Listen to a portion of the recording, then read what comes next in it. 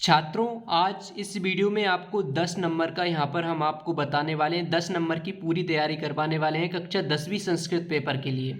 तो यहाँ पर आपको पता होगा जो पद्यांश है संस्कृत पेपर में वो 3 नंबर को आपको देखने को मिलेगा।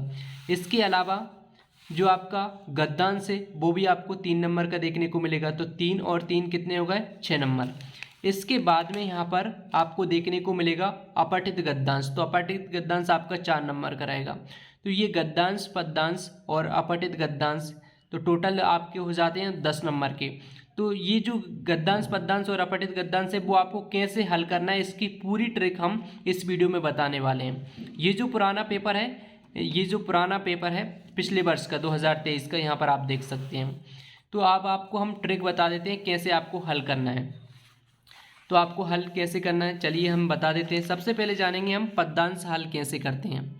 तो पद्यांश हल करने के लिए आपको किन किन बातों का ध्यान रखना है। कुछ इस प्रकार से आपको 2 लाइन में पद्यांश देखने को मिलता है और यहाँ पर आपको सबसे पहले तो इसको 2 लाइनों को पढ़ लेना है। जैसे कि आचार प्रथमो धर्म इत्यादि विशुदुषा बचा तस्मात् रक्षते सदाचार प्राणेभ्योऽपि विशिता। तो यहाँ पर इसको पढ़ लेना है। इसके बाद में पढ़ने के बाद में अब इसमें क्या पूछा है, इसके प्रश्नों को पढ़ना है। का प्रथमो धर्म, तो का प्रथमो धर्म, तो यहाँ पर जो आपका प्रश्न के जो शब्द रहते हैं वो आपको यहाँ पर मिलान करना है आपके जो 2 लाइन है इसमें से। तो यहाँ पर सबसे पहले आपको प्रथमो धर्मा के बारे में मिलाना है। यहाँ पर कहाँ पर मिल रहा है, यहाँ पर आप देख सकते हैं प्रथमो धर्मा। तो एंड के जो लास्ट में ये जो 2 शब्द हैं वो आपको यहाँ पर मिल रहा है प्रथमो धर्मा। तो इसका आंसर क्या होगा? आचार प्रथमो धर्मा। यहाँ पर आप देख सकते हैं, यहाँ पर पूरा प्रश्न मिल रहा है आचार प्रथमो धर्मा। तो इसका ये जो पूरा आंसर हो जाएगा। और इसके बाद में है दूसरा, आचार प्रथमो धर्मा इत्यम केशा वचन। तो सबसे पहले तो आपको संस्कृत में ऐसे ही आप पूरे प्रश्नों को हल कर सकते हैं, जैसे कि यहाँ पर मिलाकर, क्योंकि जो प्रश्न रहते हैं, जो प्रश्न है आपका वो इसी में आपको मिल जाता है और 1-2 शब्द रहते हैं वही आपके आंसर हो जाते हैं। जैसे कि यहाँ पर आप देख सकते हैं आचार मिल रहा है, प्रथमो मिल रहा है, धर्मा मिल रहा है, इत्तेपदे मिल रहा है। इसके बाद में है केशा, तो केशा ही यहाँ पर पूछा है। तो केशा जो आंसर रहेगा विदुषा, और बच भी मिल रहा है। तो इसका मतलब यही पूरा आंसर हो जाएगा। तो फाइनली यहाँ पर इसका पूरा आंसर क्या होगा? आचार प्रथमो धर्मा इत्यादि विदुषा बचा। तो यहाँ पर ये आंसर हो जाएगा। इसके बाद में देख लेते हैं हम तीसरा प्रश्न, तस्मात् का रक्षते। तो तस्मात् का रक्षते, तो यहाँ पर देख लेते हैं तस्मात् रक्षते सदाचार। तो यहाँ पर मिल रहा है तस्मात् मिल रहा है, का पूछा है तो रक्षते सदाचार रक्षते। तो यहाँ से लेकर यहाँ तक आंसर हो जाएगा तस्मात् रक्षते सदाचार। और यहाँ पर अगर आप ये नहीं लिखना चाहते तो यहाँ पर डायरेक्ट भी लिख सकते हैं तस्मात् सदाचार रक्षते, यानी कि ये आंसर हो रहा है तस्मात् रक्षते सदाचार। तो इस प्रकार से आपको पूरा आंसर लिख देना है। यहाँ पर आपका कंप्लीट हो जाता है, 3 नंबर आपके पक्के हो जाते हैं। तो आपको पता चल गया होगा कि पद्यांश को कैसे हल करते हैं। अब देख लेते हैं हम गद्यांश को कैसे हल करना है। अब हम समझने वाले हैं गद्यांश को कैसे हल करते हैं। हल करने की ट्रिक आपको बता रहे हैं। तो सबसे पहले आपको एक गद्यांश में एक पैराग्राफ आपको देखने को मिलेगा कुछ इस प्रकार से। तो इस पैराग्राफ में आपको 3 प्रश्न देखने को मिलेंगे नीचे, पैराग्राफ के नीचे।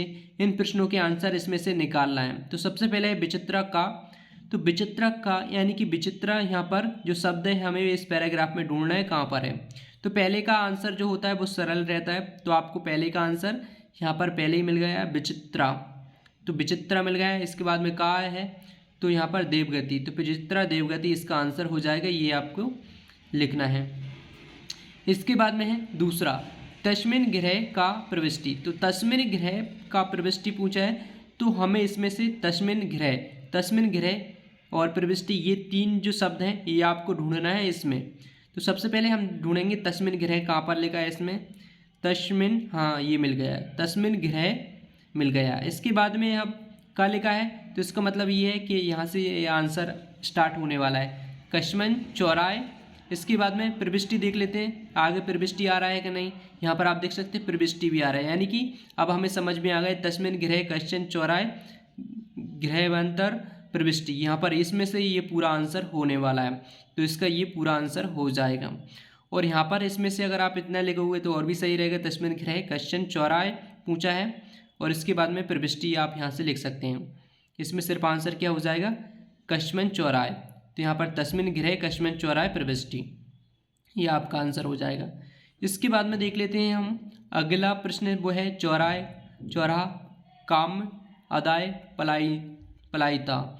इसके बाद में अब हमें मेन जो शब्द हैं वो आपको क्या देखना है, काम अदाय पलायिता, ये आपको ढूंढना है, क्योंकि यहाँ से ये पूरा एक लाइन यहाँ पर ये आपको पूरी ढूंढनी है, काम अदाय पलायिता।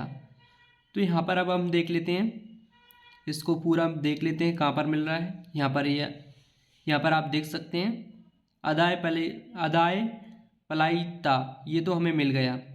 इसके बाद में अदाय पलायिता मिल गया, इसके बाद में ये फुल स्टॉप लग रहा है, तो इसके बाद में तो आंसर हो नहीं सकता। इसके मतलब है कि आगे का यही आंसर है। तो यहाँ पर आप देख सकते हैं तत्र निहितमेका मज्जुषाम अदाय पलायिता, तो यही आंसर हो जाएगा। यहाँ से लेकर यहाँ तक इसका पूरा ये आंसर हो जाएगा। तो आपको क्या लिखना है, यहाँ से लेकर यहाँ तक इसका आंसर लिख देना है। तो इस प्रकार से आप गद्यांश को भी हल कर सकते हैं। यहाँ पर आपके 3 नंबर पक्के हो जाएंगे। तो यही ट्रिक लगाकर आपको हल करना है, अगर आपको कुछ भी समझ में नहीं आ रहा है तो। और इसके बाद में देख लेते हैं हम अपठित गद्यांश। और छात्रों, इसके बाद में जो आपका अपठित गद्यांश आएगा, अपठित गद्यांश को भी आपको इसी प्रकार से हल करना है। ये आपका 4 नंबर का रहता है और इसमें आपको 4 प्रश्न देखने को मिलेंगे नीचे, और इसका जो पैराग्राफ है इसमें से आपको आंसर ढूंढना है। तो सबसे पहले तो यहाँ पर इसमें देखना है जन्मभूमि, पहला प्रश्न है जन्मभूमि कस्मात् गर्यसि। तो इसका पहला आंसर यहाँ पर यही मिल जाता है, जन्मभूमि स्वर्गदीपी गर्यसि। तो यहाँ पर दोनों शब्द यहाँ पर मिल रहे हैं, गर्यसि भी मिल रहा है, इसका मतलब ये बीच का आंसर हो जाएगा। तो आपको यहीं से लिखना है जन्मभूमि स्वर्गदीप गर्यसि, यहाँ पर इसका ये पूरा आंसर हो जाएगा। और इसी प्रकार से आपको इसमें इसी ट्रिक को फॉलो करके, जैसे कि गद्यांश और पद्यांश में हमने फॉलो की थी, उसी ट्रिक से आपको हल करना है इसको भी, अपठित गद्यांश को। आपको सभी आंसर मिल जाएंगे। लेकिन यहाँ पर कुछ इस प्रकार के आंसर नहीं मिलते हैं, जैसे कि यहाँ पर पूछा है अस्माभि पदे का विभक्ति अस्ति। तो इसका अस्माभि जो है ना, इसका विभक्ति क्या होगा, विभक्ति के बारे में पूछा है, तो ये आपके आंसर नहीं मिलेंगे। इसके लिए आपको विभक्तियों के बारे में पढ़ना होगा। तो यहाँ पर इस प्रकार के आंसर आपको नहीं मिलेंगे इसमें, तो ये आपको ध्यान रखना है। विभक्ति वगैरह इसके लिए आपको पढ़ना होगा। तो चलिए अब हम अगली वीडियो में मिलते हैं, और अगली वीडियो में जो प्रश्न बताने वाले हैं वो भी आपके लिए बहुत इंपॉर्टेंट होने वाले हैं, क्योंकि इस वीडियो में हमने सिर्फ 10 नंबर का कवर किया है। 10 नंबर की तैयारी के लिए जो ट्रिक बताई है इसको आप फॉलो अवश्य करना, और ट्राई भी करके देखना है हल करने की, जो गद्यांश पद्यांश और अपठित गद्यांश हैं। तो चलिए मिलते हैं नेक्स्ट वीडियो में। Thanks for watching.